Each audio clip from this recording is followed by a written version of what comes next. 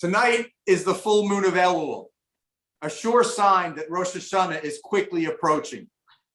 Seeing the full moon provides us with a kind of spiritual and emotional experience. The full moon is shalem, it is whole, complete. And there is a natural human impulse to find this satisfying and reassuring. Simply put, we like to see the full moon. We appreciate seeing the full moon more than seeing the moon on any other night of the month. Many of you, no doubt, are aware of the custom of reciting Psalm 27 in both the morning and evening every day from the first of Elul through Yom Kippur, and some even extend their daily reading of this psalm through Hoshana Rabbah. The fourth verse of Psalm 27 connects this psalm to the full moon. One thing I ask of Adonai, for this do I yearn, to dwell in the house of Adonai all the days of my life, to behold God's beauty, to pray in God's sanctuary. The phrases Adonai's house and God's sanctuary may refer to the ancient temple in Jerusalem, but A, that's been gone for millennia now, and B, understanding the house of Adonai as only the temple is too limiting. God's house, the divine sanctuary, is all of creation. It is the entire universe. Psalm 27 is an expression of hope that we may dwell in and appreciate the magnificence of the natural world, the created world, the very sanctuary of God, the house in which God's presence dwells. Our witnessing the full moon is part of our appreciation of the natural world.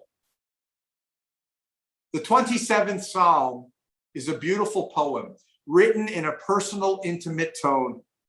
It explores the dual themes of faith and hope. Let me share with you a few verses in the original Hebrew and then read a complete English translation of the Psalm's 14 verses. LeDavid, Adonai ori vishi mimi ira, Adonai ma'oz chayai mimi efchad, achal sha'alti me'et Adonai, Uta avakesh shivti beveit Adonai kol yemei chayai, lachazot b'noam Adonai ulevaker behechalo. Lulei ha'emanti lirot betuv Adonai be'eretz chayim, kaveh el Adonai, chazak v'ya'ametz libecha v'kaveh el Adonai. A Psalm of David. Adonai is my light and my help. Whom shall I fear?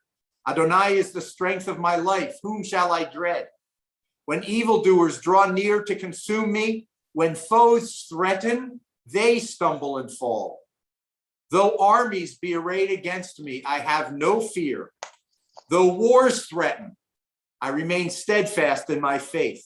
One thing I ask of Adonai, for this do I yearn, to dwell in the house of Adonai all the days of my life, to behold God's beauty, to pray in God's sanctuary. Concealing me in his sukkah in evil times, God hides me in the secrecy of his sacred tent and keeps me in a safe space. God raises me above my adversaries. I will bring to God's sanctuary offerings with trumpet blasts. I will sing, I will chant praises to Adonai. Adonai, hear my voice when I call. Be gracious to me and answer me. It is you whom I seek in my heart. It is your presence that I seek, Adonai. Do not hide from me. Do not reject your servant. You have always been my help. Do not abandon me. Forsake me not, my God of deliverance. Though my father and mother leave me, Adonai will care for me. Teach me your way, Adonai. Guide me on your right path to confound my oppressors. Deliver me not to the will of my foes, for false witnesses have risen against me.